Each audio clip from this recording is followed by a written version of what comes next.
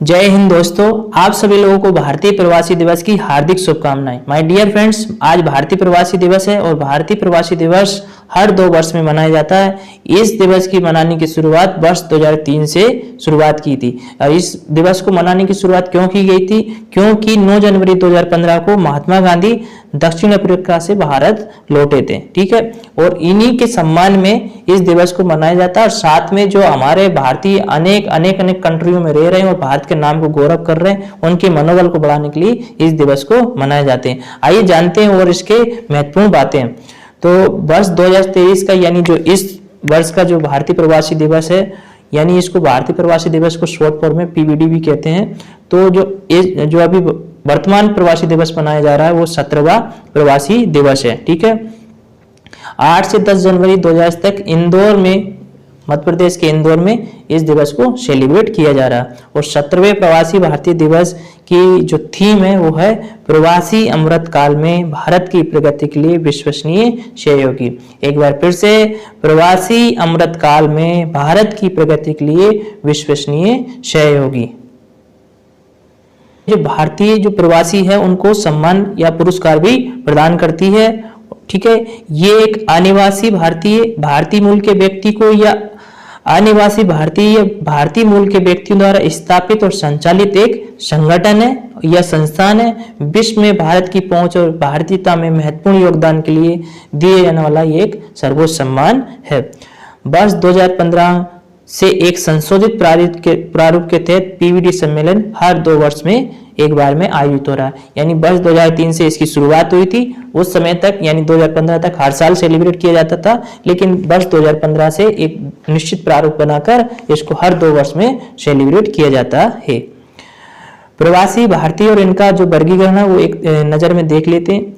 प्रवासी भारतीय से आशय उन लोगों से हैं जो किसी व्यापार या रोजगार आदि के कारण भारत छोड़कर विदेश चले गए। माय डियर फ्रेंड्स, इसमें आपको ये भी जानने को मिलेगा एनआरआई क्या है, ओसीआई क्या है, ठीक है, और भारतीय मूल के व्यक्ति क्या है। इसकी डिटेल वीडियो मैंने इसी साधना शिक्षा चैनल पे बना रखी, आप लोग डिस्क्रिप्शन में उसका लिंक है, जाकर देख लेना, या मैं कम शब्दों में आपको बता देता हूँ। ठीक है, अनिवासी भारतीय यानी नॉन रेसिडेंस इंडियन, वे भारत के नागरिक है जो भारत के बाहर रहते हैं या जो नागरिकता अधिनियम 1955 की धारा 17A के अंतर्गत विदेशी भारतीय नागरिक कार्ड धारक है।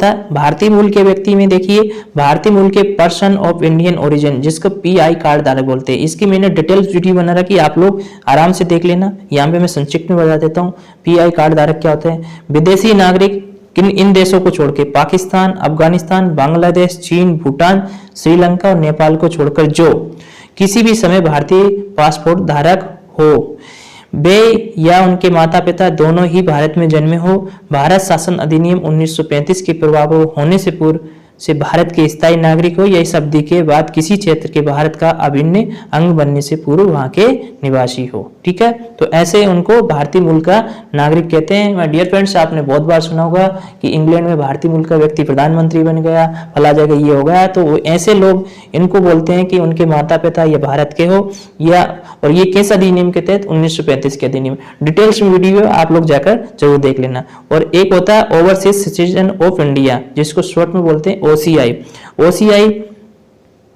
ओसीआई वो लगते हैं प्रवासी भारतीयों की मांग को ध्यान में रखते हुए एक छद्म नागरिकता योजना बनाई गई, जिसे विदेशी भारतीय नागरिकता या आमतौर पर ओसीआई कार्ड धारक में जाना जाता है।